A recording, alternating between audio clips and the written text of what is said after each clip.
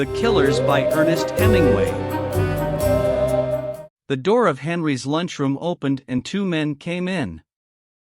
They sat down at the counter. "What's yours?"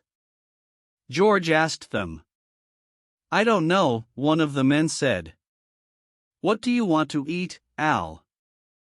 "I don't know," said Al. "I don't know what I want to eat." Outside it was getting dark. The streetlight came on outside the window. The two men at the counter read the menu. From the other end of the counter Nick Adams watched them. He had been talking to George when they came in. "I'll have a roast pork tenderloin with apple sauce and mashed potatoes," the first man said. "It isn't ready yet." "What the hell do you put it on the card for?" "That's the dinner," George explained. "You can get that at 6 o'clock. George looked at the clock on the wall behind the counter. "It's 5 o'clock. "The clock says 20 minutes past 5, the second man said. "It's 20 minutes fast." "Oh, to hell with the clock," the first man said. "What have you got to eat?" "I can give you any kind of sandwiches," George said. "You can have ham and eggs, bacon and eggs, liver and bacon, or a steak." "Give me chicken croquettes with green peas and cream sauce and mashed potatoes." "That's the dinner." "Everything we want's the dinner, eh?" "That's the way you work it." "I can give you ham and eggs, bacon and eggs, liver." "I'll take ham and eggs," the man called Al said. He wore a derby hat and a black overcoat buttoned across the chest. His face was small and white and he had tight lips. He wore a silk muffler and gloves. "Give me bacon and eggs," said the other man. He was about the same size as Al. Their faces were different, but they were dressed like twins. Both wore overcoats too tight for them. They sat leaning forward, their elbows on the counter. "Two got anything to drink?" Al asked. "Silver beer, bevo, ginger ale," George said. "I mean, you got anything to drink?" "Just those I said." "This is a hot town," said the other. "What do they call it?" "Summit."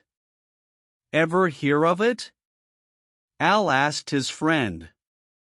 "No," said the friend.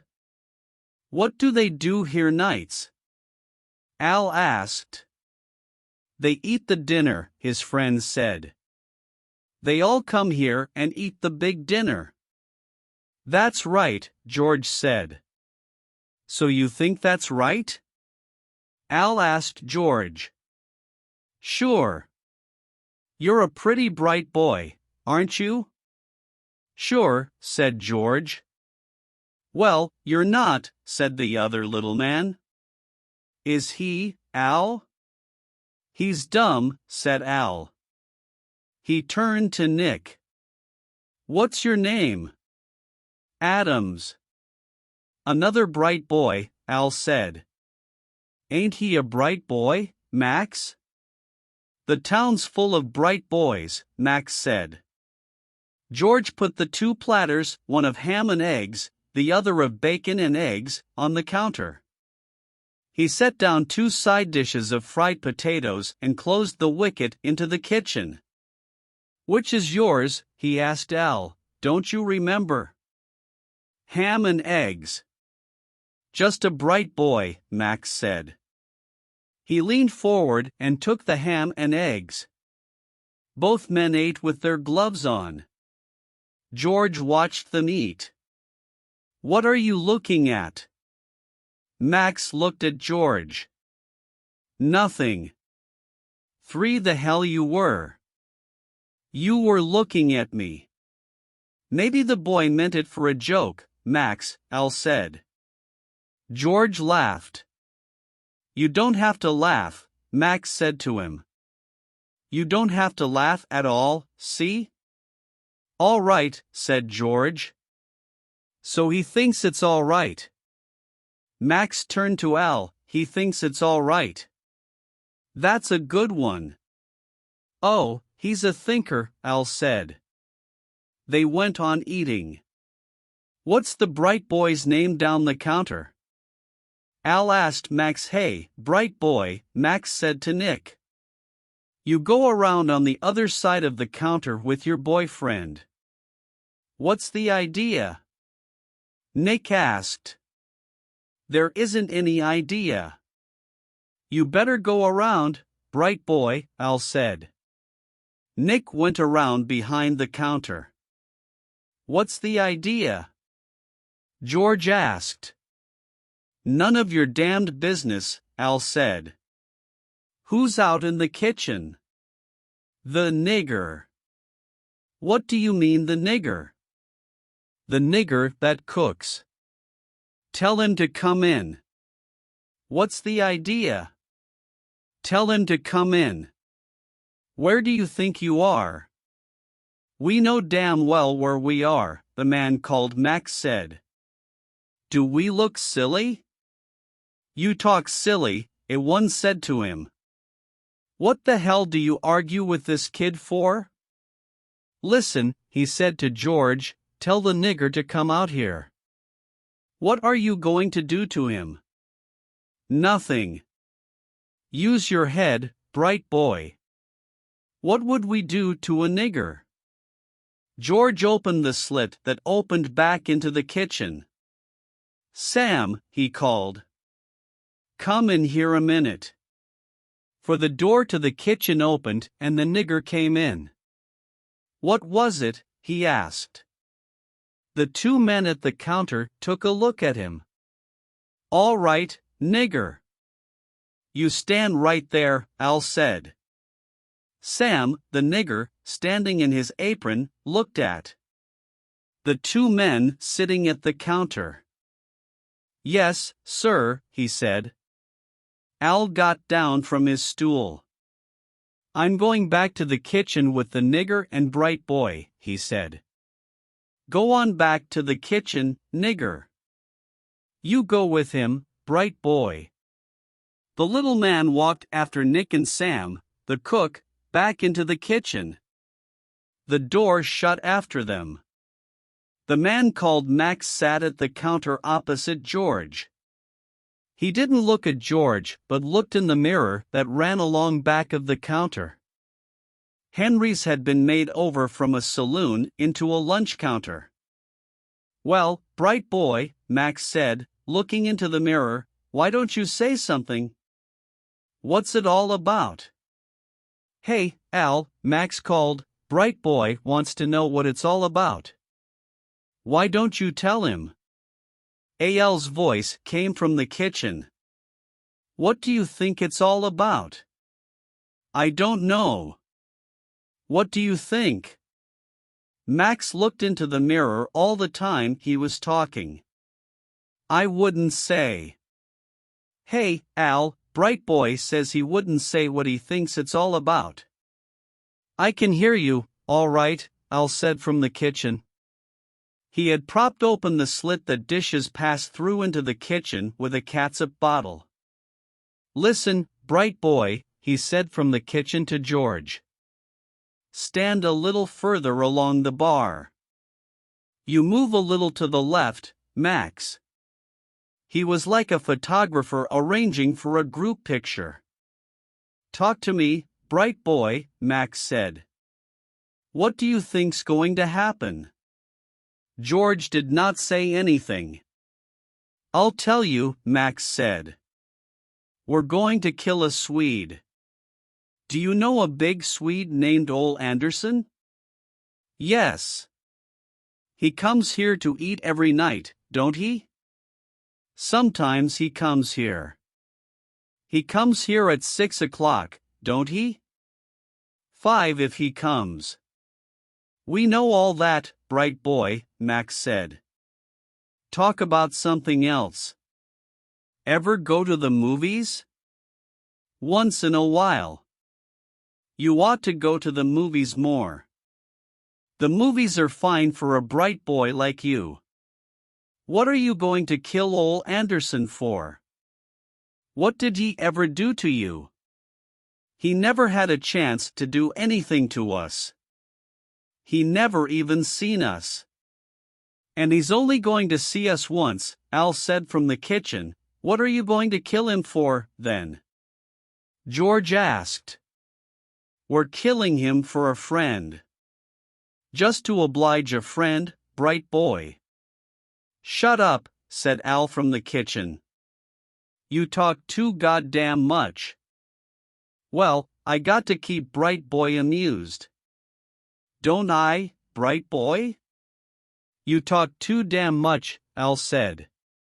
The nigger and my bright boy are amused by themselves.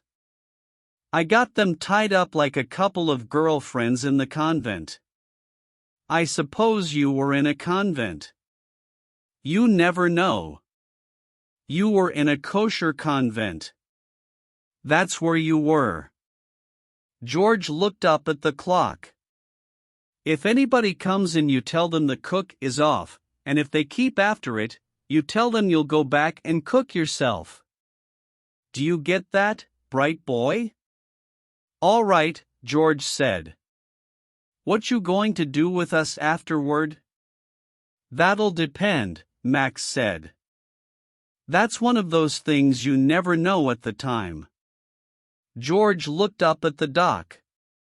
It was 6:15. The door from the street opened. A streetcar motorman came in. Hello, George, he said. Can I get supper? Sam's gone out, George said. He'll be back in about half an hour. I'd better go up the street, the motorman said. George looked at the clock. It was 20 minutes past 6. That was nice, bright boy, Max said. You're a regular little gentleman. He knew I'd blow his head off, Al said from the kitchen. 6 no, said Max, it ain't that. Bright boy is nice. He's a nice boy. I like him. At 6:55 George said, he's not coming. 2 other people had been in the lunchroom. Once George had gone out to the kitchen and made a ham and egg sandwich to go that a man wanted to take with him. Inside the kitchen he saw Al, his derby hat tipped back, sitting on a stool beside the wicket with the muzzle of a sawed-off shotgun resting on the ledge. Nick and the cook were back to back in the corner, a towel tied in each of their mouths. George had cooked the sandwich, wrapped it up in oiled paper, put it in a bag, brought it in, and the man had paid for it and gone out. Bright boy can do everything, Max said. He can cook and everything. You'd make some girl a nice wife, bright boy. Yes? George said, your friend, Ole Andreson, isn't going to come. We'll give him 10 minutes, Max said. Max watched the mirror and the clock. The hands of the clock marked 7 o'clock, and then 5 minutes past 7. Come on, Al, said Max, we better go. He's not coming. Better give him 5 minutes, Al said from the kitchen. In the 5 minutes a man came in, and George explained that the cook was sick. Why the hell don't you get another cook? The man asked. Aren't you running a lunch counter? He went out. Come on, Al, Max said. What about the 2 bright boys and the nigger? They're all right. You think so? Sure. We're through with it. I don't like it, said Al, it's sloppy. You talk too much.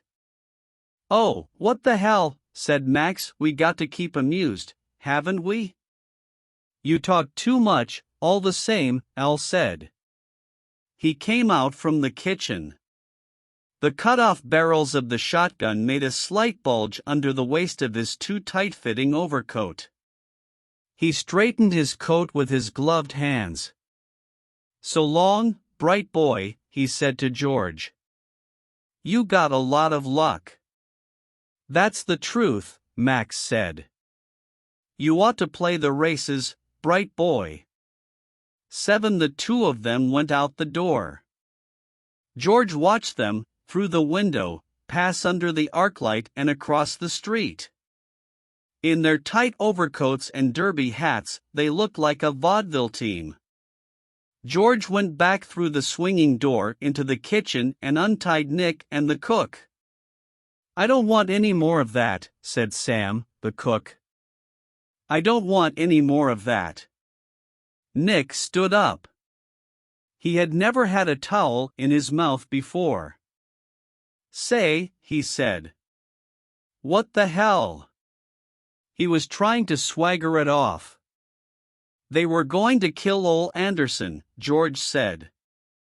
They were going to shoot him when he came in to eat. Ole Andreson? Sure. The cook felt the corners of his mouth with his thumbs. They all gone? He asked. Yeah, said George. They're gone now. I don't like it, said the cook. I don't like any of it at all. Listen, George said to Nick. You better go see Ole Andreson. All right. You better not have anything to do with it at all, Sam, the cook said. You better stay way out of it. Don't go if you don't want to, George said. Mixing up in this ain't going to get you anywhere, the cook said. You stay out of it. I'll go see him, Nick said to George. Where does he live? The cook turned away. Little boys always know what they want to do, he said. He lives up at Hirsch's rooming house, George said to Nick. I'll go up there. Outside, the arclight shone through the bare branches of a tree. Nick walked up the street beside the car tracks and turned at the next arclight down a side street. 3 houses up the street was Hirsch's rooming house. Nick walked up the 2 steps and pushed the bell. A woman came to the door. Is Ole Andreson here? Do you want to see him? 8. Yes, if he's in.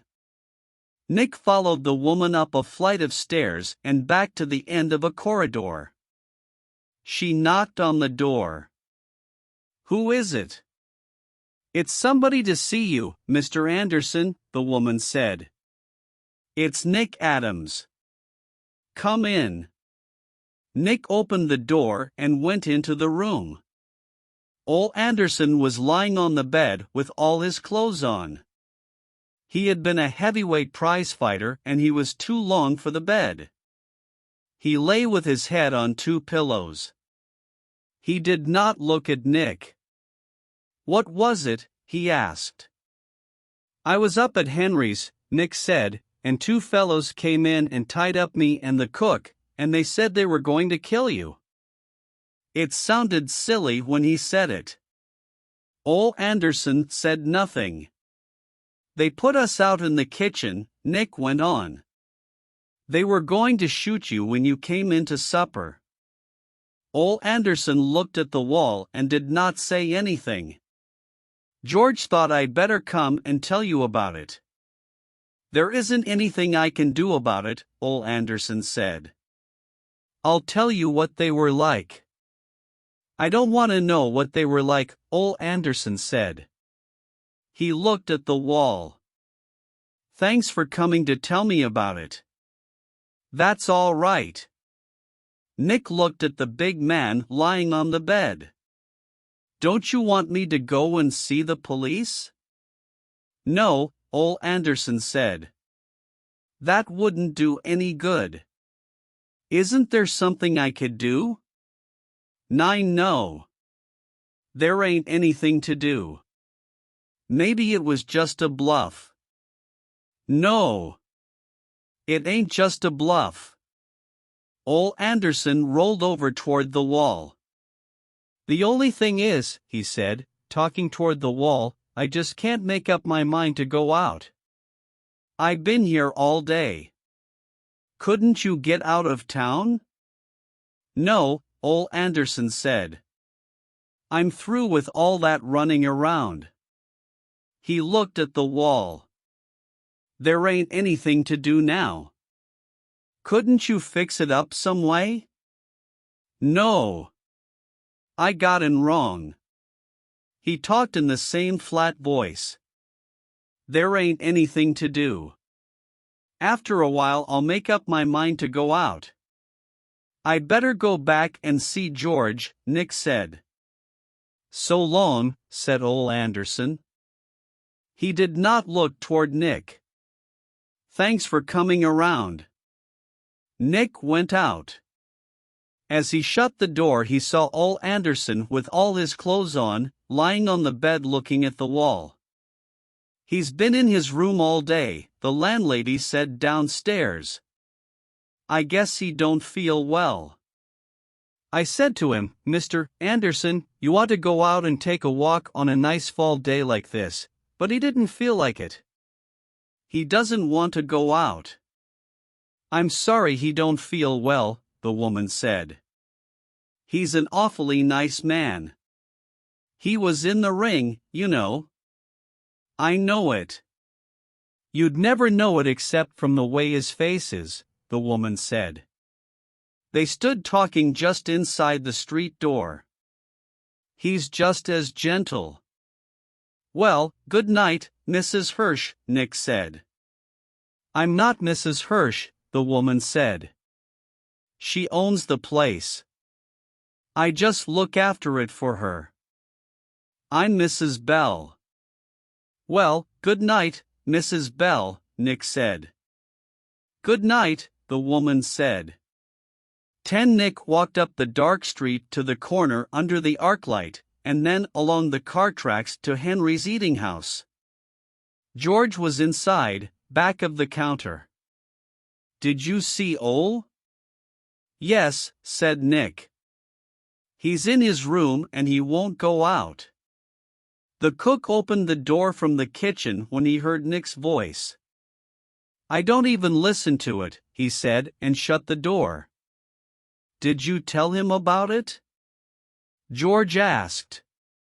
Sure. I told him, but he knows what it's all about. What's he going to do? Nothing. They'll kill him. I guess they will. He must have got mixed up in something in Chicago. I guess so, said Nick. It's a hell of a thing. It's an awful thing, Nick said. They did not say anything. George reached down for a towel and wiped the counter. I wonder what he did. Nick said. Double-crossed somebody. That's what they killed him for. I'm going to get out of this town, Nick said. Yes, said George. That's a good thing to do.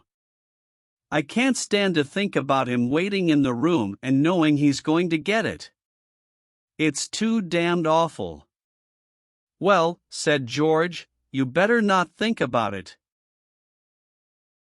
Thanks for watching, and please like the video and support the channel for more stories.